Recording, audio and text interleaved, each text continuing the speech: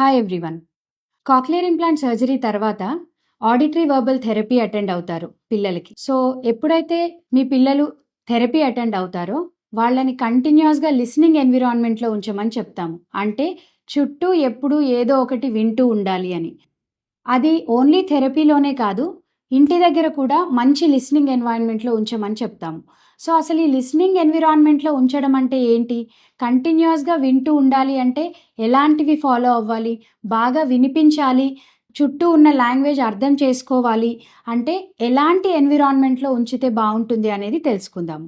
First step, కంటిన్యూయస్‌గా processor పెట్టి ఉంచాలి. ఎప్పుడైతే పిల్లవాడు పడుకుంటాడో ఆ ఒక్క టైం మాత్రమే మీరు ప్రాసెసర్ తీసేస్తారు. మిగతా అంతా టైం ప్రాసెసర్ ఉంచండి. మినిమం 8-10 అవర్స్ డే 1 నుంచి ప్రాసెసర్ పెట్టడం అనేది జరగాలి. జనరల్ గా ఏం సజెస్ట్ చేస్తామంటే, పొద్దున్నే పాప గాని బాబు గాని లేచే ఒక 5 మినిట్స్ ముందే ప్రాసెసర్ పెట్టేయండి. అలానే రాత్రి పడుకునే ఇంకా నిద్రపోతాడిప్పుడు అనే వరకు కూడా ప్రాసెసర్ ఉంచండి. ఇక కళ్ళు మూసుకుంటే నిద్రే అన్నప్పుడు ప్రాసెసర్ తీయండి.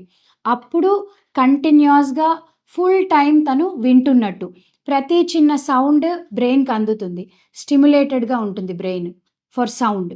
కాబట్టి ప్రాసెసర్ కంటిన్యూస్‌గా పెట్టండి. సెకండ్ టిప్, ఎటువైపు అయితే ప్రాసెసర్ ఉంటుందో అటువైపు మైక్‌కి దగ్గరగా మాట్లాడండి. ఎప్పుడైతే పిల్లవాడికి డిస్టెన్స్ ఎక్కువ అవుతుందో చుట్టూ ఉన్న గాలి మన సౌండ్‌ని ఎఫెక్ట్ చేస్తుంది. కాబట్టి మీరు క్లియర్‌గా మాట్లాడాలి, మీరు చెప్పేది వాళ్ళకి అర్థం కావాలి అని అనుకున్నప్పుడు పిల్లవాడి దగ్గరగా కూర్చొని మాట్లాడడానికి ట్రై చేయండి. ఇలా కూర్చోవడం కంటే ప్రాసెసర్ ఎటువైపు అయితే ఉంటుందో రైట్ సైడ్ ఉంటే రైట్ సైడ్ వైపు కూర్చోండి. లెఫ్ట్ సైడ్ ఉంటే లెఫ్ట్ సైడ్ వైపు కూర్చోండి. అప్పుడు కంటిన్యూస్‌గా ఫేషియల్ ఎక్స్‌ప్రెషన్స్ అనేది చూడడం తగ్గుతుంది. లిప్ రీడింగ్ ఫాలో అవ్వకుండా ఉండడం అనేది జరుగుతుంది. అలానే ప్రాసెసర్ చెవు మీద ఉంటుంది కాబట్టి మీరు మైక్‌కి దగ్గరగా ఉంటారు. సో, ఆ దగ్గరగా ఉన్నప్పుడు మాట్లాడితే ప్రతి వర్డ్ వాళ్ళకి చాలా క్లియర్‌గా వినబడుతుంది. సో, అలా ప్రాసెసర్‌కి దగ్గరగా మాట్లాడడానికి ట్రై చేయండి. ఎప్పుడైతే మీరు మాట్లాడుతున్నారో చాలామంది మనం ఏమనుకుంటామంటే, కాక్లియర్ ఇంప్లాంట్ అయ్యింది కదా! వీళ్ళకి కూడా గట్టిగా మాట్లాడితేనే వినిపిస్తుందేమో అని అనుకుంటాము. కానీ కాదండి. చిన్న పిన్ డ్రాప్ కూడా వినబడుతుంది. క్లాక్‌లో ఉండే టిక్ టాక్ కూడా వినబడుతుంది. అంత సాఫ్ట్ సౌండ్స్ కూడా వినగలుగుతారు. కాబట్టి డే 1 నుంచి సౌండ్స్‌ని ఎగ్జాజరేట్ చేసి మాట్లాడడం చేయకండి. బాల్ అని చెప్పడానికి బాల్ అని చెప్పక్కర్లేదు. బాల్ అని చెప్తే చాలు. అండ్ వాల్యూమ్ పెంచి మాట్లాడాల్సిన అవసరం అస్సలుండదు. మనం ఒక నార్మల్ చైల్డ్‌తో ఎలా అయితే మాట్లాడతామో అదే నార్మల్ వాల్యూమ్‌లో మాట్లాడండి. ఎప్పుడైతే మనం గట్టిగా మాట్లాడతామో సౌండ్స్ అన్నీ డిస్టార్ట్ అయిపోయి వినబడతాయి. దానితో క్లారిటీ మిస్ అవుతారు. కాబట్టి మనము నార్మల్ హియరింగ్ పిల్లలతో ఎలా అయితే నార్మల్ వాల్యూమ్‌లో మాట్లాడతామో అదే నార్మల్ వాల్యూమ్‌లో ఇంప్లాంట్ పిల్లలతో కూడా మాట్లాడొచ్చు. థర్డ్ టిప్, స్లోగా మాట్లాడండి. స్లోగా మాట్లాడింది అంటే సెంటెన్సెస్‌లోనే మాట్లాడండి. కానీ స్లోగా మాట్లాడండి. ఇప్పుడు నేను ఒకవేళ పిల్లోడికి మనం ఇప్పుడు బయటికి వెళ్దాము, వెంటనే చెప్పులు వేసుకో వెళ్ళిపోదాము ఇలా చెప్పడం కంటే, ఇప్పుడు మనం బయటికి వెళ్దాము, చెప్పులు వేసుకో, చెప్పులు వేసుకోగానే వెళ్ళిపోదాం. నేను సెంటెన్సే మాట్లాడుతున్నాను కానీ ఫాస్ట్‌గా చెప్పకుండా ప్రతి వర్డ్ క్లియర్‌గా వినిపించేలాగా చెప్తున్నాను. సో, స్టార్టింగ్ స్టేజెస్ ఆఫ్ థెరపీలో, స్టార్టింగ్ స్టేజెస్ ఆఫ్ లాంగ్వేజ్ డెవలప్‌మెంట్‌లో ప్రతి వర్డ్ క్లియర్‌గా వినపడడం కోసం ఇలా స్లోగా మాట్లాడితే వాళ్ళకి వర్డ్స్ అనేవి బ్రెయిన్‌లోకి ప్రాపర్‌గా రిజిస్టర్ అవుతూ ఉంటాయి. స్లోగా వాటి మీనింగ్ అర్థం చేసుకోవడం కూడా స్టార్ట్ చేస్తారు. ఎప్పుడైతే మనం ఇలా ఫాస్ట్‌గా మాట్లాడతామో, పెద్దవాళ్ళు మాట్లాడుకున్నట్టు మాట్లాడతామో వాళ్ళకి క్లారిటీగా వినబడదు. వర్డ్ టు వర్డ్ అర్థం కాదు. కాబట్టి లాంగ్వేజ్ తొందరగా క్యాచ్ చేయలేరు. సెంటెన్సెసే మాట్లాడండి కానీ స్లోగా వర్డ్ బై వర్డ్ మాట్లాడితే వాళ్ళకి క్లియర్‌గా వినబడుతుంది. సో, సెంటెన్స్‌లో స్లోగా మాట్లాడడానికి ట్రై చేయండి. నెక్స్ట్ స్టెప్, చుట్టూ ఉన్న నాయిస్‌ని మాక్సిమం తగ్గించడానికి ట్రై చేయండి. ఎప్పుడైతే మనం వాళ్ళతో ఒక యాక్టివిటీ చేయడానికి కూర్చుంటున్నామో, మన గోల్స్ ఏంటో ఇప్పుడు థెరపిస్ట్‌తో మాట్లాడినప్పుడు మీరు ఏం గోల్స్ మీద వర్క్ చేస్తున్నారనేది మీకు క్లారిటీ ఉంటుంది. గోల్స్ వర్క్ చేయడానికి మీరు కూర్చున్నప్పుడు వెనకాల ఏ టీవీనో, లేకపోతే మిక్సీ గ్రైండర్ కిచెన్‌లోనో నడుస్తూ ఉన్నాయనుకోండి, వాటి వల్ల డిస్టర్బెన్స్‌తో పాటు లాంగ్వేజ్ వెళ్తూ ఉంటుంది. సో, దానివల్ల చైల్డ్‌కి అంత బాగా వినాలనిపించదు. ఇప్పుడు నేను మాట్లాడుతున్నాను. చుట్టూ సైలెంట్‌గా ఉంది కాబట్టి నా మాట మీరు క్లియర్‌గా వినగలుగుతున్నారు. అదే పక్క నుంచి రైల్వే స్టేషన్‌లో ట్రైన్ వెళ్తుందనుకోండి. ఆ సౌండ్‌కి గానీ, లేకపోతే వేరే ఏదైనా మ్యూజిక్ సౌండ్ గానీ ఇట్లాంటివి ఉంటే నా మాట మీకు తక్కువ వినబడుతుంది. సో, లాంగ్వేజ్ డెవలప్‌మెంట్ జరిగే టైంలో బ్యాక్‌గ్రౌండ్‌లో ఉన్న నాయిస్‌ని మనం ఎంత తక్కువ పెడితే మాటలు అంత క్లియర్‌గా వినబడతాయి. అప్పుడు వాళ్ళు అంత ఈజీగా గూడా వాటిని క్యాచ్ చేయగలుగుతారు. వాటిని మెమరీలో ఉంచుకోగలుగుతారు. సో, చుట్టూ ఉన్న నాయిస్‌ని మాక్సిమం తక్కువ పెట్టడానికి ట్రై చేయండి. ఇంకొక టిప్.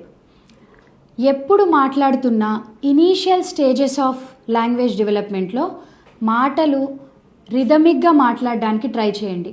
టెక్నికల్‌గా మేము దాన్ని సింగ్ సాంగ్ వాయిస్ అంటాము. నేను ఇప్పుడు మీతో మాట్లాడుతున్నప్పుడు ఇలా నార్మల్‌గా మాట్లాడుతున్నాను. మనం చిన్నపిల్లలతో ఎలా మాట్లాడతాము? నీకిది కావాలా? నేను రానా? నీకు ఆకలేస్తుందా? అని చిన్నపిల్లలతో ఇంటోనేషన్ యూజ్ చేసి మాట్లాడతాము. అదే మనం పెద్దవాళ్ళతో మాట్లాడితే ఆకలేస్తుందా? ప్లేట్ తీసుకొచ్చి ఇవ్వనా? అని అడుగుతాము. సో, అలా కాకుండా రిథమిక్‌గా సింగ్ సాంగ్ వాయిస్‌లో మాట్లాడుతూ ఉంటే ఆ వర్డ్స్లో ఉన్న వావెల్స్ బాగా క్లియర్గా అర్థమవుతూ ఉంటాయి. ఎప్పుడైతే వాటిల్లో ఉన్న వావెల్స్ క్లియర్గా అర్థమవుతాయో ఆ వర్డ్ మీనింగ్స్ కూడా ఈజీగా అర్థం చేసుకోవడానికి ట్రై చేస్తారు. సో, ఎప్పుడు మాట్లాడినా రిథమిక్గా మాట్లాడండి. దీనికి మీకు వెరీ బెస్ట్గా యూజ్ అయ్యేవి రైమ్స్ చాలా బాగా యూజ్ అవుతాయి. ఎందుకంటే రైమ్స్ మనం క్రియేట్ చేసినవి కావు. మన దగ్గర ఆల్రెడీ క్రియేటెడ్ రైమ్స్ చాలా ఉన్నాయి. డిఫరెంట్ లాంగ్వేజెస్లో కూడా ఉన్నాయి. హిందీ వాళ్ళు హిందీ రైమ్స్ చెప్పొచ్చు, ఇంగ్లీష్ రైమ్స్ వాడచ్చు, తెలుగులో తెలుగు రైమ్స్ ఉన్నాయి. సో, రైమ్స్లో మనకి సింగ్ సాంగ్ వాయిస్లో నంబర్ ఆఫ్ వర్డ్స్ వినడానికి స్కోప్ ఉంటుంది. మనం చిట్టి చిలకమ్మ అనే రైమ్ చెప్తున్నప్పుడు ఇనీషియల్గా పిల్లలు దానిలో ఉన్న రిథమ్ క్యాచ్ చేస్తారు. తర్వాత దానిలో ఉన్న ఒక్కొక్క వర్డ్ క్యాచ్ చేయడం స్టార్ట్ చేస్తారు. నార్మల్ హియరింగ్ పిల్లలు కూడా ఒక రైమ్ని డే 1 నుంచి వినగానే మొత్తం అర్థం చేసుకోరండి. ఎప్పుడైతే వాళ్ళు రైమ్ వినడం స్టార్ట్ చేస్తారో ముందు దాని రిథమ్ పట్టుకుంటారు. నా నా నా నా నా అలా దాని రిథమ్ అర్థం చేసుకుంటారు. నెక్స్ట్ టైం ఎప్పుడైనా రైమ్ ప్లే అయినప్పుడు ఓకే ఈ రైమ్ వస్తుంది అనేది వాళ్ళకి ఆ మ్యూజిక్తో అర్థమవుతుంది. దాని తర్వాత దానిలో ఒక్కొక్క వర్డ్ పట్టుకోవడం స్టార్ట్ చేస్తారు. చిట్టి చిలకమ్మ అమ్మ కొట్టిందా. సో, ఆ లాస్ట్లో ఏవైతే వర్డ్స్ ఉంటాయో ఫస్ట్ వాటిని పట్టుకుంటారు. తర్వాత ఇంకొక వర్డ్, తర్వాత ఇంకొక వర్డ్, అలా కంటిన్యూస్గా ఒక 1.5 year పడుతుంది ఒక నార్మల్ హియరింగ్ చైల్డ్కే ఒక రైమ్ మొత్తం క్లియర్గా చెప్పడానికి, రిథమ్తో పాటు వర్డ్స్ అన్నీ అర్థం చేసుకొని చెప్పడానికి. కాబట్టి ఆ రిథమ్తో ఉన్న వాటిల్లో సెంటెన్సెస్లో ఫార్మాట్లో ఉండే లాగా ఉంటాయి కాబట్టి రైమ్స్ చాలా హెల్ప్ అవుతాయి. మనం మాట్లాడేటప్పుడు కూడా అదే రిథమిక్గా అదే సింగ్ సాంగ్ వాయిస్లో మాట్లాడుతూ ఉంటే వర్డ్స్ వాళ్ళకి ఇంట్రెస్టింగ్గా అనిపిస్తాయి. లాంగ్వేజ్ అనేది చాలా ఈజీగా నేర్చుకుంటారు. నెక్స్ట్ టిప్, మనం ఏవైనా వర్డ్స్ వాళ్ళకి నేర్పించాలనుకున్నప్పుడు మనం జనరల్గా ఏం చేస్తామంటే వాళ్ళకి వర్డ్స్ ఎక్కువ రావాలి అనేది ఉంటుంది ఇనిషియల్ స్టేజెస్లో. కాబట్టి ఏదైనా బుక్ తీసి ఇదిగో యాపిల్, బనానా, క్యాట్, బాల్ అని మాట్లాడుతూ ఉంటాము. ఎప్పుడైతే మనం వర్డ్స్లో మాట్లాడతామో ఆ వర్డ్స్ని వాళ్ళు సెంటెన్సెస్లో ఐడెంటిఫై చేయడానికి మళ్ళీ ఇంకొకసారి వర్క్ చేయాల్సి ఉంటుంది. కాబట్టి ఆడిటరీ వర్బల్ థెరపీలో ఎప్పుడైనా సజెస్ట్ చేసేది సెంటెన్సెస్లో మాట్లాడమని. దానిలో మీరు వర్డ్స్ నేర్పించాలి అనుకుంటే ఆ పర్టిక్యులర్ వర్డ్స్ని హైలైట్ చేయండి. మీరు ఏదైనా బుక్ చూపిస్తున్నారు, అందులో మనం బాల్ గురించి చెప్పాలనుకుంటున్నాం. నాకిప్పుడు బాల్ కనిపిస్తుంది, సో నేను ఆ బాల్ అనేది హైలైట్ చేసి చెప్తున్నాను. దాన్నే మనం అకౌస్టిక్ హైలైటింగ్ అని అంటాము. ఇది one of the listening strategy. ఇలా చాలా స్ట్రాటజీస్ ఉంటాయి. సో మీరు ఇంట్లో వాళ్ళ లిస్నింగ్ని బెటర్ చేయాలనుకున్నప్పుడు వాళ్ళకి దగ్గరగా కూర్చొని ఇదిగో నా దగ్గర బాల్ ఉంది, నీకు కావాలా, మనం బాల్తో ఆడుకుందామా. సో నేను ఎక్కడైనా ఆ పర్టిక్యులర్ వర్డ్ని హైలైట్ చేస్తున్నాను కానీ దాన్ని సెంటెన్స్లోనే చెప్తున్నాను, సెపరేట్ వర్డ్ లాగా చెప్పట్లేదు.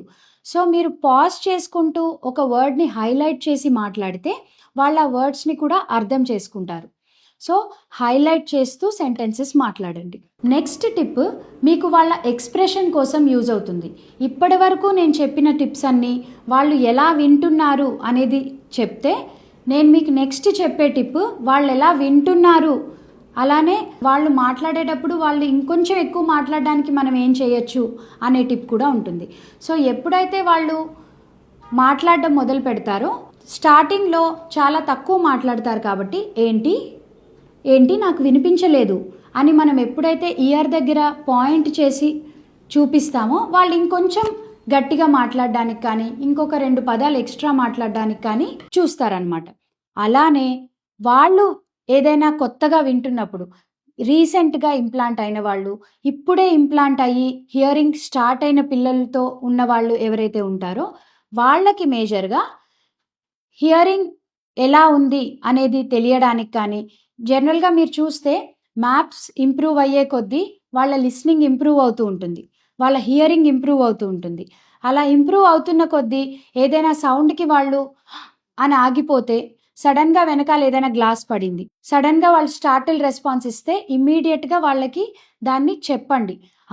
నీకు వినిపించింది అని వాళ్ళకి చెప్తే ఆటోమేటికలీ ఓకే, ఇది కూడా ఒక సెన్స్, నేను వినడం అనేది జరుగుతుంది, సో ఇది కూడా నేను వినాలి అనేది తెలుస్తూ ఉంటుంది. ఇనీషియల్గా పెద్ద సౌండ్స్ వింటారు, స్లోగా నార్మల్ సౌండ్స్ కూడా వినడం స్టార్ట్ చేస్తారు. సో వాళ్ళు ఆల్రెడీ విన్న సౌండ్స్ని నీకు వినిపించింది అని చెప్పండి. ఎప్పుడైతే ఒక సౌండ్ వస్తుంది, వాళ్ళు అక్కడ ఉన్నారు అని మీకు తెలుస్తుందో, హే విను, నీకు ఇప్పుడు వినిపిస్తుంది, మిక్సీ గ్రైండ్ అవుతుంది విను అని చెప్తే ఆటోమేటికలీ వాళ్ళు వినడం కూడా ఒక రెస్పాన్సిబిలిటీ అనేది తెలుసుకుంటారు. సో ఎందుకంటే ఫస్ట్ 1 ఇయర్లో వాళ్ళు కంప్లీట్గా ఆడిటరీ డిప్రైవ్డ్ ఉన్నారు కాబట్టి, వాళ్ళు ఏం వినలేదు కాబట్టి ఆ సెన్స్ వాడాలి అనేది వాళ్ళకి అలవాటు ఉండదు. సో వాళ్ళకి అటెన్షన్ ఉండదు దాని మీద. మనం వాళ్ళ అటెన్షన్ని సౌండ్ మీదకి తీసుకెళ్తున్నాం. నీకు వినిపించిందా, నువ్వు విన్నావు అని ఇయర్ని పాయింట్ చేసి చెప్పినప్పుడు స్లోగా వాళ్ళ లిస్నింగ్ అనేది, హియరింగ్ అనేది ఇంకా ఫాస్ట్గా ఇంప్రూవ్ అవుతూ ఉంటుంది. సో మీరు ప్రాపర్గా మ్యాపింగ్ చేయించుకుంటూ అలానే థెరపీ అటెండ్ అవుతూ ఈ లిస్నింగ్ టిప్స్ని, ఇలాంటి ఎన్విరాన్మెంట్ని మీరు ఇంట్లో క్రియేట్ చేసి వాళ్ళతో different activities, different play games, అలానే డిఫరెంట్ రొటీన్స్లో ఉండే యాక్టివిటీస్లో ఇన్వాల్వ్ చేసి ఈ లిస్నింగ్ ఎన్వైరన్మెంట్ని, ఈ టిప్స్ని కనుక మీరు వాడితే వాళ్ళ లిస్నింగ్ని బెటర్ చేయగలుగుతారు, అలానే వాళ్ళ స్పీచ్ అండ్ లాంగ్వేజ్ని కూడా ఇంకొంచెం ఫాస్ట్గా ఇంప్రూవ్ చేయగలుగుతారు. Thank you.